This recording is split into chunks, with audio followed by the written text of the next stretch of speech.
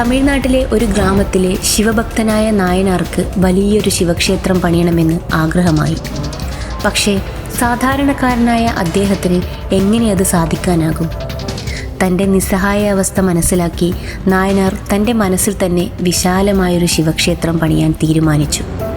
അങ്ങനെ നിത്യവും മണിക്കൂറുകളോളം മനസ്സിനകത്ത് ക്ഷേത്രം പണി നടക്കുന്നതായി അദ്ദേഹം ഭാവന ചെയ്തു തുടങ്ങി. മാസങ്ങൾ കഴിഞ്ഞു. നായനാരുടെ മാനസ മന്ദിര നിർമ്മാണം പൂർത്തിയായി. അടുത്ത നല്ല ശുഭമുഹൂർത്തത്തിൽ തന്നെ കുംഭാഭിഷേകം നടത്താനും തീരുമാനിച്ചു. ഈ സമയം പല്ലവ രാജാവ് കാഞ്ചീപുരത്ത് വലിയൊരു ശിവമന്ദിരം പണി കഴിച്ചു കഴിഞ്ഞിരുന്നു. അദ്ദേഹം ആ മന്ദിരത്തിൻ്റെ കുംഭാഭിഷേകം തീരുമാനിച്ചതും അതേ ദിവസം തന്നെയായിരുന്നു. അന്നു രാത്രി പല്ലവ രാജാവ് ഈശ്വരനെ സ്വപ്നം കണ്ടു. സ്വപ്നത്തിൽ ഭഗവാൻ അരുളി, രാജൻ, നിന്റെ കുംഭാഭിഷേകം മാറ്റിവെക്കൂ. അന്ന് തിരുനാവൂരിലുള്ള നായനാരുടെ മന്ദിരപൂജയിൽ പങ്കെടുക്കാൻ എനിക്ക് പോകണം. രാജാവ് പെട്ടെന്നുണർന്നു. അദ്ദേഹം അത്ഭുതപ്പെട്ടു. തൻ്റെ രാജ്യത്ത് താൻ അറിയാതെ ഒരു മന്ദിര നിർമ്മാണമോ? ഉടനെ അന്വേഷണത്തിന് ഉത്തരവായി. ഭടന്മാർക്ക് ആ സ്ഥലത്ത് മന്ദിരം കണ്ടെത്താനായില്ല.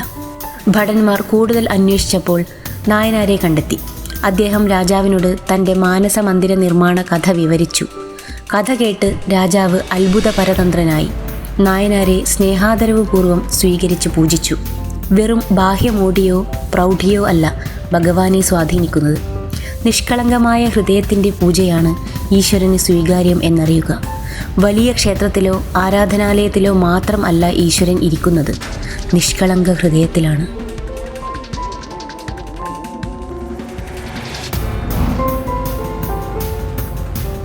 നമ്മുടെ പുഞ്ചിരി ഈ സമ്പൂർണ്ണ ലോകത്തോളം വിലപിടിപ്പുള്ളതാണ്.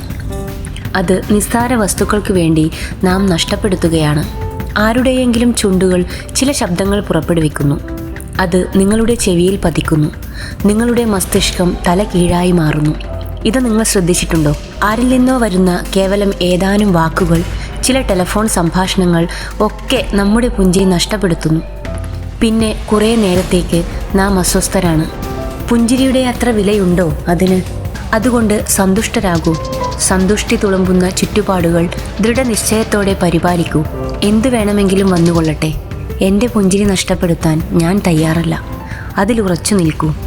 പ്രേമം, പരമാനന്ദം, ആഹ്ലാദം, കാരുണ്യം, നിഷ്കളങ്കത, വിശ്വാസം ഇവയൊക്കെ നമ്മുടെ ആന്തരസത്തയുടെ താളമാണ്. നാം അതിൽ സ്വയം വിലയിക്കുമ്പോഴാണ് അത് കൂടുതൽ പ്രകടമാക്കുന്നത്. പ്രകൃതി താളാത്മകമാണ്.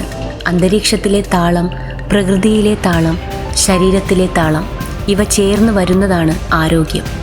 നമ്മുടെ മനസ്സിന്, ശ്വാസത്തിന്, വികാരങ്ങൾക്ക് ഇവയ്ക്ക് ഓരോന്നിനും സ്വന്തമായ താളമുണ്ട്. ശരീരം, മനസ്സ്, ശ്വാസം, ബുദ്ധി, സ്മൃതി ഇവയുടെയെല്ലാം താളങ്ങൾ തമ്മിലുള്ള സംഗീതമയമായ സന്തുലിതാവസ്ഥയാണ് ആരോഗ്യം. ഈ സകല താളങ്ങളും ഒത്തുചേർന്ന് വരുമ്പോൾ നാം ആരോഗ്യ ദൃഢഗാത്രരായിത്തീരുന്നു. ജനനവും മരണവും നമ്മുടെ ഇച്ഛയനുസരിച്ചല്ല നടക്കുന്നത്. ഇടയ്ക്കുള്ള ജീവിതം എങ്ങനെ വേണം എന്നത് കർമ്മത്തിൽ അധിഷ്ഠിതമാണ്. അവനവനിലെ കഴിവുകൾ വികസിപ്പിച്ചെടുത്തും കുറവുകൾ നികത്തിയും മുന്നേറേണ്ടത് നാം തന്നെയാണ്. മുഴുവൻ വിധിയെ പഴിച്ച് അല്ലെങ്കിൽ മറ്റുള്ളവരിൽ കുറ്റം ചാർത്തി കഴിഞ്ഞുകൂടേണ്ടതല്ല ജീവിതം. നാം ഇവിടെ ജീവിച്ചിരുന്നുവെന്ന് കാലങ്ങൾക്ക് ശേഷവും ആരെങ്കിലും ഓർക്കുന്നുവെങ്കിൽ നമ്മുടെ കർമ്മഫലമാണ്. ജീവിത നേട്ടങ്ങൾക്ക് ഒന്നും വിലങ്ങുതടിയല്ല. എൻ്റെ കുട്ടിക്കാലം വളരെ വിഷമത നിറഞ്ഞതായിരുന്നു, അതിനാലാണ് ഞാൻ ഇങ്ങനെ ആയിപ്പോയത് എന്ന് പറയുന്ന അനേകരുണ്ട്. അതിൽ നേട്ടങ്ങൾ കൈവരിച്ചവർ പറയുന്നത്, വീറോടും വാശിയോടും സമൂഹത്തിൽ വിജയിച്ച് കാണിക്കണമെന്ന ചിന്തയാണ് എന്നെ ഇത്തരത്തിലെത്തിച്ചത് എന്നാണ്. കഷ്ടതയിൽപ്പെട്ട് ആരാലും അവഗണിക്കപ്പെടുന്ന വിഭാഗം അവനവന് വിധിച്ചതല്ലേ അനുഭവിക്കാനാവൂ എന്ന മടിയൻ ചിന്താഗതിയുള്ളവരാകുന്നു. അവനവൻ്റെ അന്നം കണ്ടെത്തേണ്ടതിൽ പരോക്ഷമായി മാത്രമേ മറ്റുള്ളവരെ ആശ്രയിക്കാവൂ. ഏവർക്കും സമയവും അവസരവും ഒരുപോലെയാണ്. അറിഞ്ഞു പ്രവർത്തിക്കാം. നേട്ടങ്ങൾ നമ്മോടൊപ്പമാണ്. മനുഷ്യൻ പണമുണ്ടാക്കാനായി ആരോഗ്യം ത്യജിക്കുന്നു. തുടർന്ന് ആരോഗ്യം വീണ്ടെടുക്കാനായി പണം ത്യജിക്കുന്നു. ഭാവിയെക്കുറിച്ചുള്ള ആശങ്കകൾ മൂലം ഇന്നത്തെ ജീവിതം ആസ്വദിക്കുന്നില്ല. ഒരിക്കലും മരിക്കില്ല എന്ന് വിചാരിച്ച് ജീവിക്കുന്നു. ഒടുവിൽ ഒരിക്കലും ജീവിക്കാതെ മരിച്ചു പോകുന്നു. എത്ര കിട്ടിയാലും തൃപ്തി വരാതെ എല്ലാം വെട്ടിപ്പിടിക്കാനുള്ള നെട്ടോട്ടത്തിലാണ്. അവസാനം സ്വസ്ഥതയും സമാധാനവുമില്ലാതെ രോഗിയായി മാറുന്നു. സമ്പാദിച്ചതെല്ലാം ചികിത്സക്കായി ചിലവാക്കുന്നു. അതുവരെ മരണത്തെക്കുറിച്ച് ചിന്തിക്കുന്നില്ല. ജീവിതത്തിൻ്റെ നല്ല സമയം ആസ്വദിക്കാതെ ടെൻഷൻ വാരി തലയിൽ വെച്ച് അസ്വസ്ഥനായി കാലം കഴിക്കുന്നു. ഉള്ളതുകൊണ്ട് തൃപ്തിപ്പെട്ട് മനസമാധാനത്തോടെ സന്തോഷത്തോടെ ജീവിക്കാൻ നാം പഠിക്കേണ്ടിയിരിക്കുന്നു. ഒരു ജീവിതമേയുള്ളൂ. അത് സന്തോഷത്തോടും സമാധാനത്തോടും സംതൃപ്തിയോടും സായുജ്യത്തോടും കൂടി ജീവിക്കുവാൻ ശ്രമിക്കുക. ഒരിക്കൽ ഒരു രാജാവ് നാട്ടുപ്രമാണിയോട് തൻ്റെ നാട്ടിലെ ഏറ്റവും ധീരയായ വനിതയെയും ഏറ്റവും ഭീരുവായ വനിതയെയും കൊട്ടാരത്തിലെത്തിക്കാൻ ഉത്തരവിട്ടു. രാജാവിൻ്റെ കൽപ്പന അനുസരിച്ച് രാജസദസ്സിലേക്ക് പ്രമാണി ഒരു വനിതയെ കൂട്ടിക്കൊണ്ടുവന്നു നിർത്തി.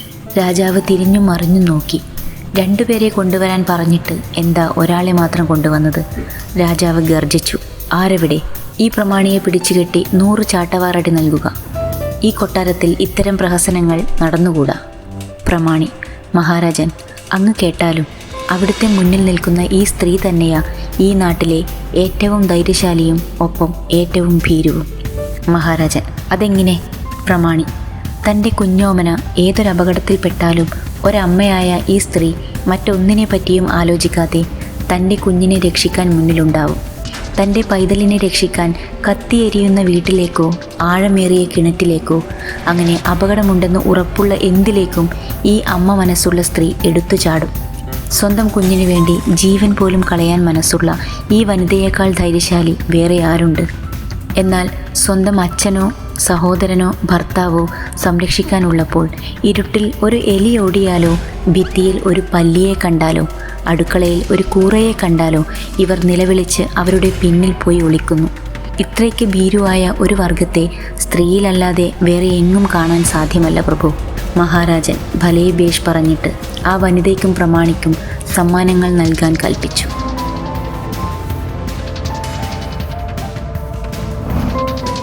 നരകം എന്നൊന്നില്ല, ഒരിക്കലും ഉണ്ടായിരുന്നിട്ടുമില്ല. മനുഷ്യരാശിയെ ചൂഷണം ചെയ്യുവാൻ നിങ്ങളുടെ പുരോഹിതന്മാർ സൃഷ്ടിച്ച ഒരു കെട്ടുകഥയാണത്.